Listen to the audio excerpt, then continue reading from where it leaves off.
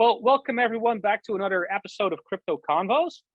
Today, I'm very honored to have a special guest. Roger is is at KnowBe4, but has been an InfoSec reporter for a very long time.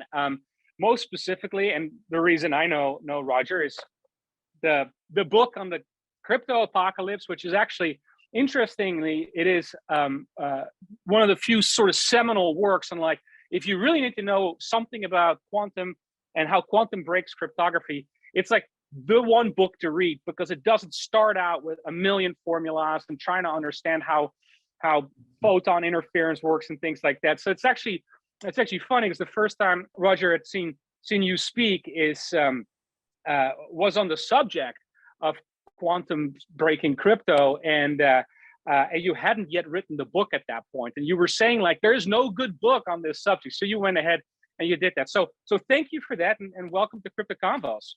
Glad to be here. Thanks a lot. Thanks for touting my book. Well, you've written like a whole pile of books, like so it's 13 so far. 13. It's like, yeah, you're going for it. So anyway, so thank you for being here. Typically on this podcast, we go ahead and we talk about any variety of cybersecurity topics, but because you have written the book on cryptography and quantum computers, and it's sort of what our business is, it might be good to do that. So let's start out. I want to hear your opinion on a recent news announcement from a Chinese researcher group that they have found a more efficient way to use a quantum computer to break RSA, and specifically RSA keys of meaning, right? Like 2048 bits. Now, we don't have confirmation. They haven't done it. We haven't seen it demonstrated, but it sounds awfully enticing that it might be true. What's your take on the matter? Yeah, so I tell you, I always tell people, if it's true, and that's a big if, but if it's true, it is a cryptography apocalypse. I mean, like, if it was, what the Chinese came in and said was, we can crack RSA keys a lot with a lot less qubits. Peter Shor's algorithm, 1994, he kind of said, I called it, it really was the ceiling of the number of qubits needed. Peter Shor's algorithm says you need 2 times the number of bits you're trying to break. So if you're trying to break, a 2048-bit key, you'll need 4096 qubits, plus a couple for management. So, we're like, okay, once quantum computer, and he said this in 1994 before we had any quantum computers. They didn't, the first quantum computer with 1 or 2 qubits didn't show up till 1999. But we knew since 1994 that once we got, enough qubits, stable qubits, and that's a big word. Once we got 4,000 or 5,000, or say 9,000, if you get 9,000, 10,000 stable qubits, you're going to break almost all the asymmetric encryption that relies upon, large prime integers. And it is interesting. When I wrote my book, and I think it's 2018, 2019, I said, Peter Shor's algorithm really is the ceiling, because people are just going to get better and better and better. And there were a couple of papers that came out that said, oh, we've kind of cut the number of qubits and stuff like this. But part of the problem is Peter Shor's algorithm says you need stable, good, error-free qubits. Error-corrected qubits, yeah. Yeah, and or error-corrected qubits. And none of the computers are even close to that. Most of the time when you hear that someone has a 50 qubit or 100 qubit computer or something like that, they're noisy. We say they're noisy and they're error prone. In order to make them error corrected, so meaning you take this qubit and you put some error correcting qubits around it, what we call ancillary qubits. It turns out you need anywhere from 1,000 to 100,000 ancillary qubits to correct the errors that the qubit you're hoping to equate to a stable qubit. So if Peter Shor's algorithm said you needed, let's say, 9,000 or 10,000 qubits, really the reality was you needed tens of thousands to millions of qubits to really equate to that 9,000 stable qubits. The Chinese paper that was released on December 22nd of 2022 said, hey, you only need 372, and they can even be noisy and full of errors.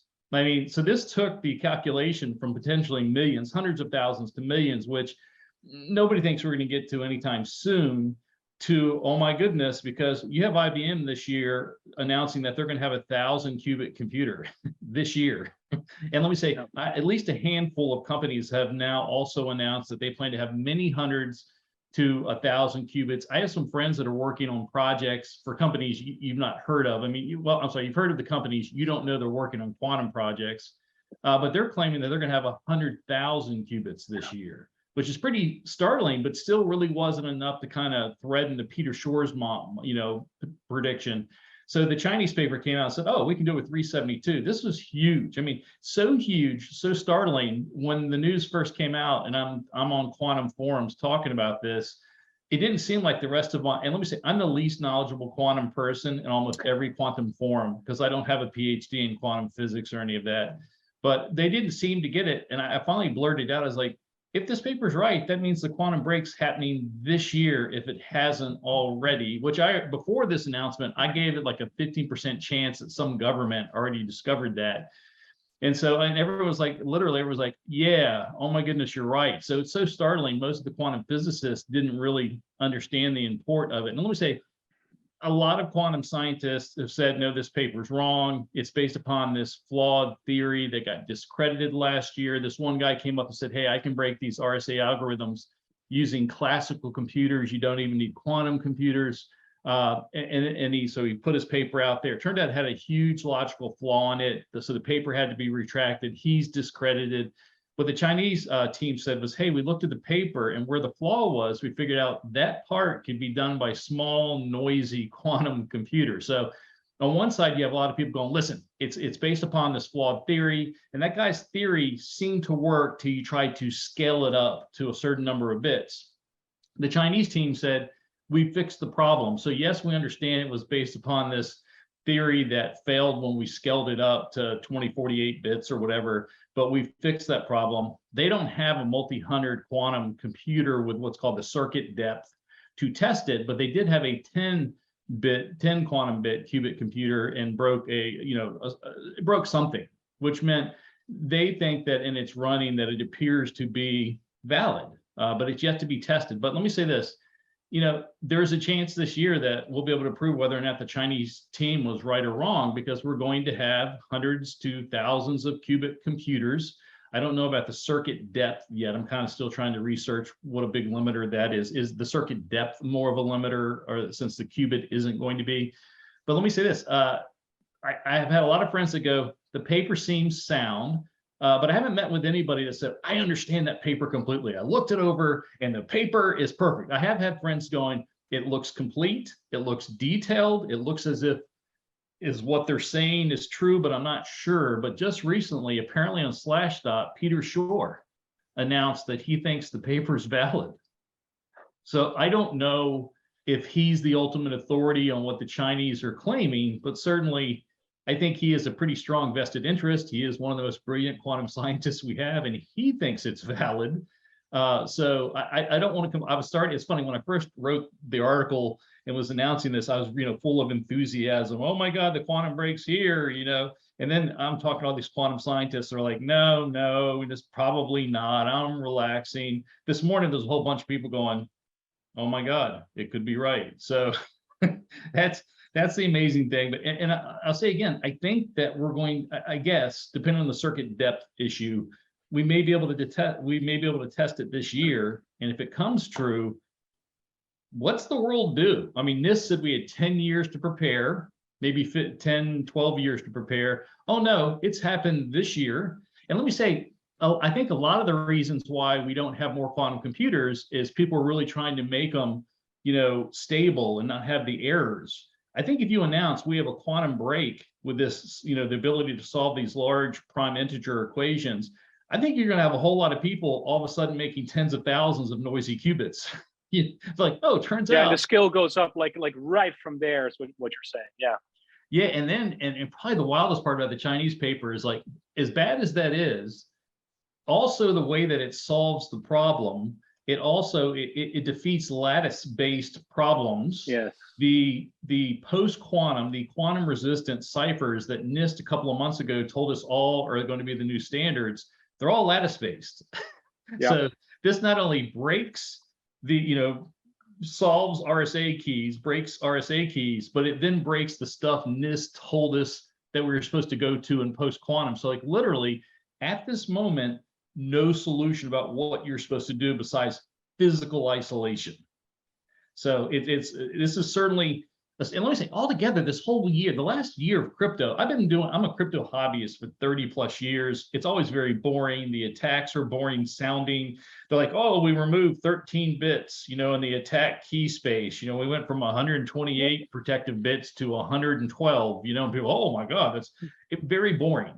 This last year has been, oh my God, oh my God, oh my God. Like literally you're going, it'd be great to have less drama. Drama in the crypto world is just not a good thing. Makes for good news, and certainly, but it's so the interesting thing that I want to see what your thought on this is, right? So when we look at the traditional asymmetric cryptography, because that's effectively what we're mostly talking about, where we make use of a mathematical algorithm that is like easy to compute one way, but really hard to compute the other way, right? Like you can multiply two integers, but like how do you break them apart into their constituent primes, right? So that's a hard problem. The difficulty with that is that we have no mathematical proof that no easier algorithm exists, either on a conventional computer or on a quantum computer, right? So we're effectively left with a cryptographic system that's based on a bunch of mathematics that we cannot prove, that cannot be trivially reversed. Yeah, you're exactly right. And if you were the person that could mathematically prove it one way or the other, you'd probably be pretty rich, that's one of the biggest questions, is to prove that it either can or can't be done. And let me say, it even brings up that's part of the problem, is like people will go, well, so the NIST had the post-quantum contest, and it's been out for years, 4 or 5 years. And almost a couple of the ciphers that seem like they're going to win, they literally were revealed to have flaws just like weeks before they were announced as part of the standards. And it happened at least twice. And now maybe it's happened with all the things that have been selected. And NIST obviously was worried about this, because they actually opened up a 3rd round or 4th round of the contest and said, we'd like you to submit things that aren't lattice based. They realized that if somebody came up with a way to more quickly factor lattice based computations, that it would take away what they had selected. So this is not an unknown risk to NIST. I'm sure that they just didn't think it was going to come, 2 or 3 months soon later. Yeah. And it really, but I have friends going, NIST is terrible. NIST is terrible. And I'm like, okay, I get like us doing this. We're trying to see if we can break it, but you don't know if you break it, and then some lone individual can come along and break it, 5 years later or 5 minutes later. I was like, what's the alternative?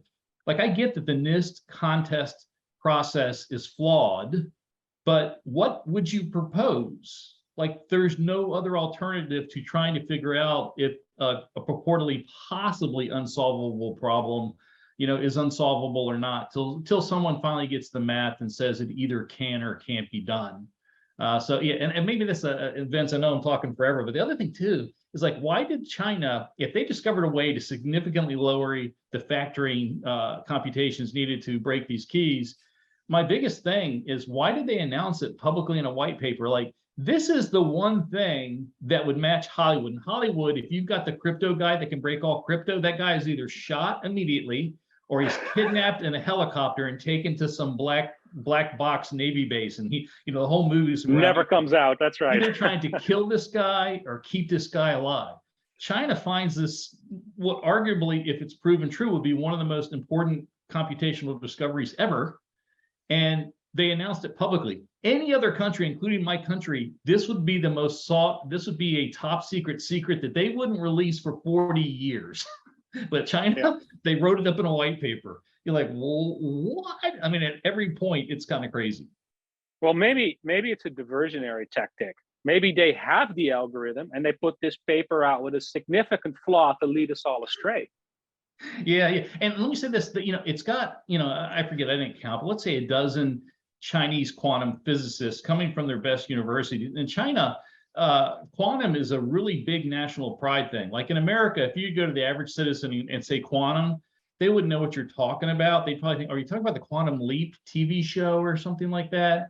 But in China, they know what it means. It's a sense of national pride that their country's doing it. They're accelerated in it. They have a father of quantum that is a celebrity in that country. So if they were wrong, it's going to be egg on the face, not only of the authors, the co-authors of the paper, but China and China's national pride. Like, I think a lot of people are like, oh no, you can be wrong. There's no reputational risk to being wrong these days. I think it's a pretty big risk for China to take, to not really have looked at the math well. And China's got a lot of smart people. So, no one knows what's going on here yet. I think Peter Shore certainly is tipping the scales a little bit, because he's just, it's his algorithm that's being, optimized. I don't know, it's going to be interesting. I just don't think China came out and knowingly decided they were going to publish a flawed paper. That's my, I don't know. Is there going to be, it's in the last sentence of the paper, of the China paper, says, of course, we're a long way from cracking the RSA keys. It's literally the last sentence says we're a long way from cracking the RSA key, but you're like, no, your entire paper was how we're not a long way away. So even their paper is a little bit mysterious. Well, so I mean, there's a few things to say about that. First of all, is that the coherence or decoherence problem still exists, right? Like the answer must exist long enough for us to read it out, right? Like, even though we can compute it on a noisy qubit, when the answer exists, it needs to exist long enough for us to get somewhere, or to get somewhere to a point where a conventional computer can brute force the rest of it, right? So we still are left with that leap. Yeah. I mean, and I guess, the China algorithm, by the way, most of it is classical. Only that one step is quantum. But yeah, I've never heard of, like, if you were just to put this to conventional computers, I've never heard of someone tell me, oh, you can have full of error-filled memory and still get the answer. And still compute. Yeah, that's right. like if you were to say that you needed, like, when I first read the paper, I was like, oh my God, 372 qubits. Oh my God. And then you read, oh, and they can be full of errors. I mean, that was possibly more startling than you only needed 372 qubits. Nice. Like, that was the big problem. Like, wait a minute, you only need 372. Well, that's only, and depending on how you read the articles, I knew that the maximum number of qubits you needed was, 8,192 plus 3. I was like, well, divide that by the 372. Okay, they've improved it by a factor of 8 or whatever that happens to be. No, as soon as they said, oh, they can be error-filled, noisy, oh, they decreased it by a factor of millions.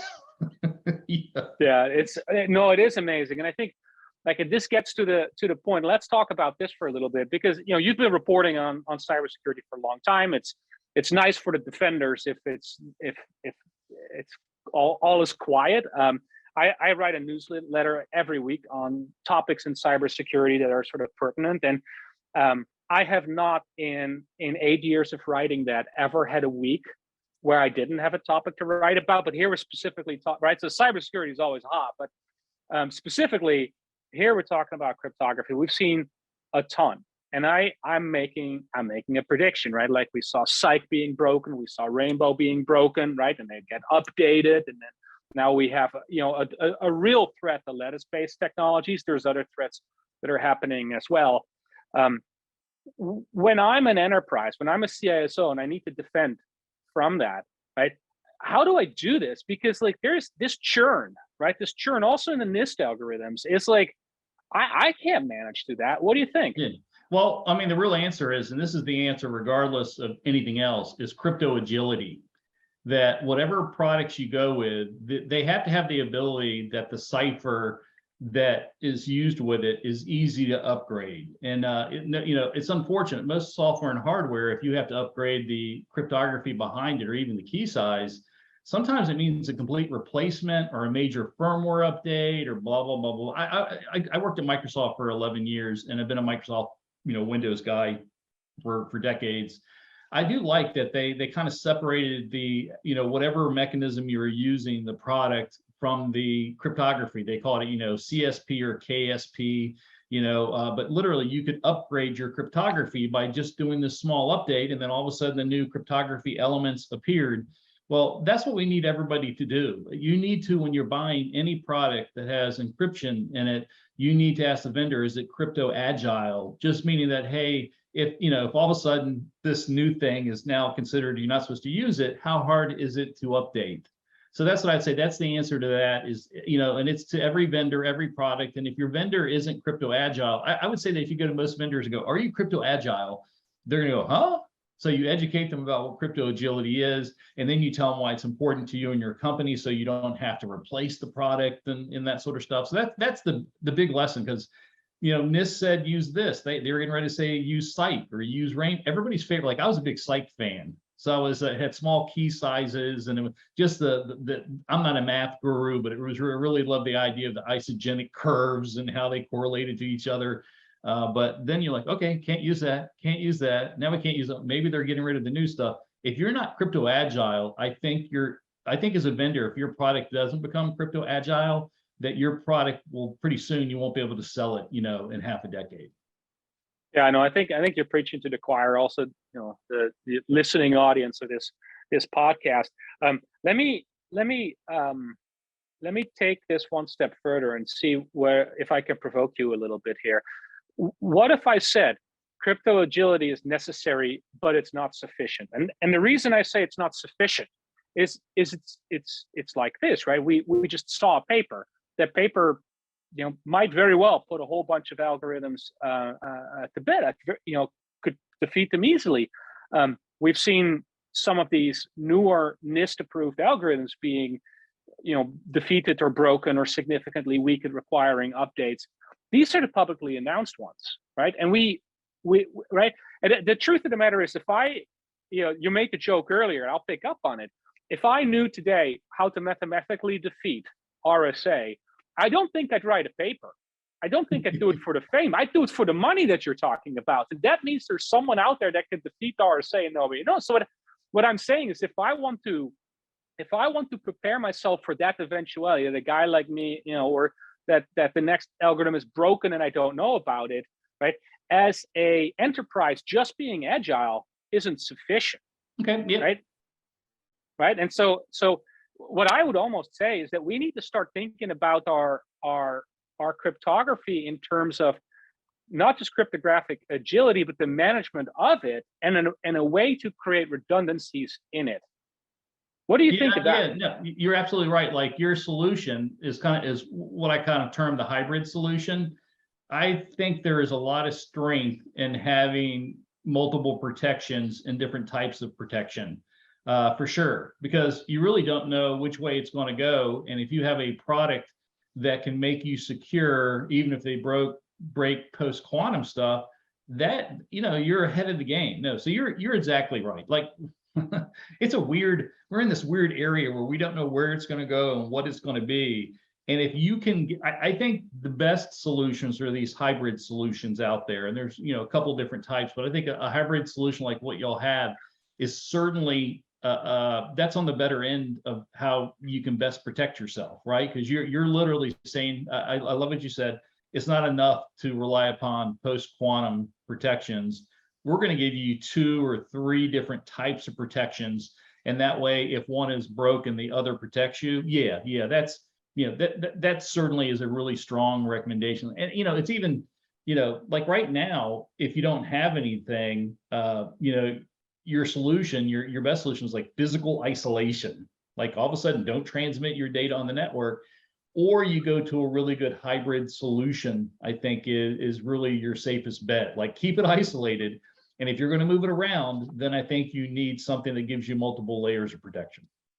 Yeah, and the agility that comes with that, because you really, as an enterprise, need to be getting ready for the moment where, okay, Rainbow's defeated today. We're relying on it on too many links. How, what do I do this morning? Like, what do I do with the coffee, right? How do I load up a new library? How do I switch to another, right? Like that sort of the management of your cryptography. I think it's missing right now from, that control plane doesn't exist. I can't drive by policy.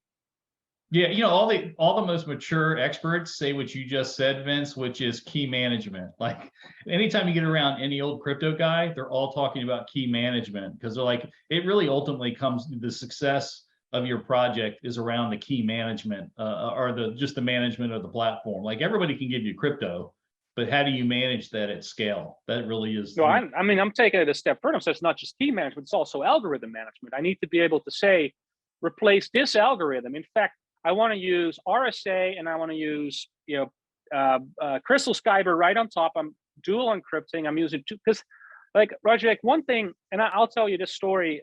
Not long ago, I had Admiral Mike Rogers on this podcast. So we talked about sort of the aspect of, yeah, quantum computers are interesting and nice, but we've been breaking crypto for the better part of a century, and we've never had a quantum computer we figured out how to do it, right? There's, like look at the Java ECDSA bug, right? Like look at the false certificates that get down or checked in with GitHub, right? Like there's a lot of ways in which even the crypto that, even though it's mathematically perhaps secure, all the sort of ancillary bits and pieces around it may not be, right? Like we can't just be agile. We need to create redundancies and diversify away. That at least would be my pitch. That's a great point.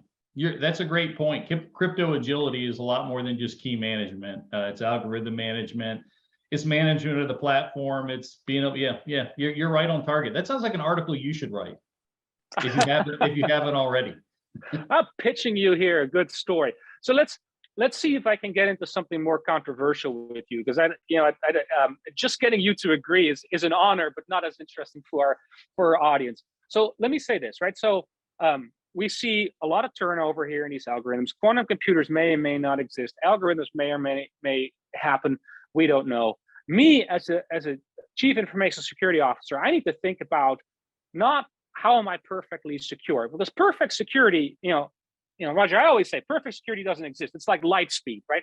Not a quantum analogy there. The more energy I add, the faster I go, but I never quite achieve, and I need more and more energy to go just ever so slightly much faster. Security is the same thing. I can double my security budget, but I will never be perfectly safe, right? But that it's seen so many penetration tests, and I have to, as a CISO, have the absolute, how do I take the dollars I have and create the best possible protection for my specific enterprise? And I might very well say at this point, it's like, look, cryptography may not be perfect, but there's a lot of things that are not perfect, right? I have personnel that walks out with hard drives. I have personnel that clicks on links. I mean, I have many software packages that have components that may be very vulnerable to long known attacks that cannot be updated. Like, that's where I'm going to put my dollars. I'm just not going to worry about these quantum computers for a while. I think that's a very reasonable position to take. What do you think? Well, with the NSA telling you that the problem's 10 years off, maybe. But I think, by the way, I think the decision of NIST to say it doesn't have to be done for 10 years borders on negligence. Because of all those reasons you just talked about, like people are like, I'm trying to fight ransomware. I'm trying to fight social engineering. I'm trying to better patch my stuff. Like they're not concentrating. You tell them you got 10 years to worry about a problem. They are not creating a budget for that problem right now. But, part of the problem is that, NIST has said for sure that our adversaries are already copying our data, hoping to wait for the time when they do have sufficient capability to. So if you feel like you have an adversary that might actually sniff your data, they could come back 5 or 10 years from now and do it. And we also don't know if someone hasn't already accomplished it. I talked about in my book in 2018, I give somewhere around the chances of a government actually already doing this and not telling us somewhere around 15%. And let me say, all my colleagues think I'm crazy, but the intelligence agencies have a history of figuring things out quicker than the general public, implementing things, and then not telling us for decades. I mean, so the first public key crypto, Diffie-Hellman-Merkle, was 1976. Well, it wasn't announced for like 40 years that that the UK had actually discovered it in like 1974, 75, and gave it to the US. And it stayed a secret for decades beyond it needing to be a secret. They have the most money. They have their, both China and the US are spending multiple billions of dollars each year. And I have a lot of, a lot of my friends work for these companies building quantum computers. And for years, they would tell me, oh, we've got 20 qubits, 30 qubits, 70 qubits, whatever. All of a sudden, about 2 years ago, they all went quiet. And I was like, how many qubits y'all got? They're like, yeah, like I'm like, I remember I'd asked them, have y'all hit some technological wall that you've now all of a sudden not advanced your number of qubits? did there come some error problem or some physical thing we didn't think of? Because like you're all being quiet. Coincidentally, they're all funded by, the US intelligence agency for part of their project. So, we got, and Shor's algorithm said you needed this many stable qubits. So like, suppose they said you needed 1 million noisy qubits. We're talking about what does China and America do better than anything? Then once they make one of something, I want to make a bunch of million of something. So I think if they're like, oh, we need 1 million noisy, it'd be like the thing behind my walls, right? People always go, what is this? These are the Alan Turing computing bombs in World War II that helped defeat the Enigma encryption. When he developed one, they, to help crack the Enigma encryption code, the German Enigma encryption, the people around said, no, you'd have to create hundreds of those for that to work. He's like, yeah, let's get to it. That's what I'm going to say about the quantum qubits.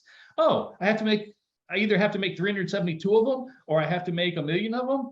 Let's get to it. I mean, the only thing standing in your way is funding. And the United States government, they're spending $1 trillion like it's nothing. They could easily spend multiple billion to create 1 million noisy qubits. So that's my take. You're right.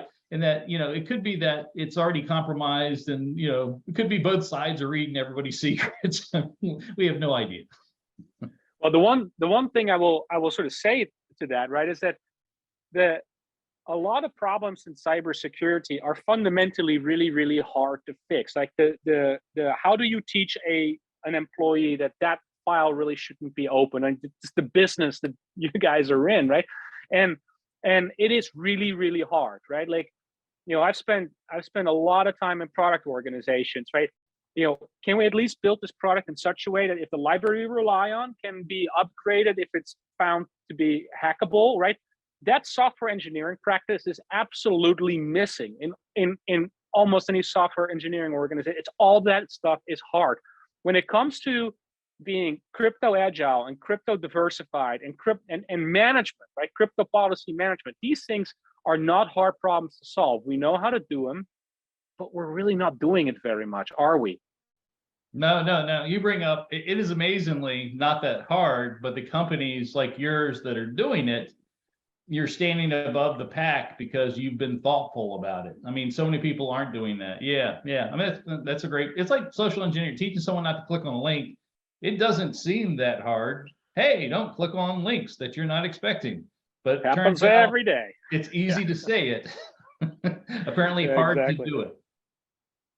Well, no, that's it. Okay, well, that's good. So I have a few more small items I want to sort of poke at you with and see how you feel about that. So one thing we've been saying, and actually Peter Shor himself, I was listening to a podcast by Sebastian Hassinger at some point. He had Peter Shor as a guest, and he asked him about quantum computers and his algorithm. And Peter Shor says, well, look, I don't actually know whether or not how the universe is constructed and whether or not a quantum computer is possible to be built at that scale with the kind of coherence that we need.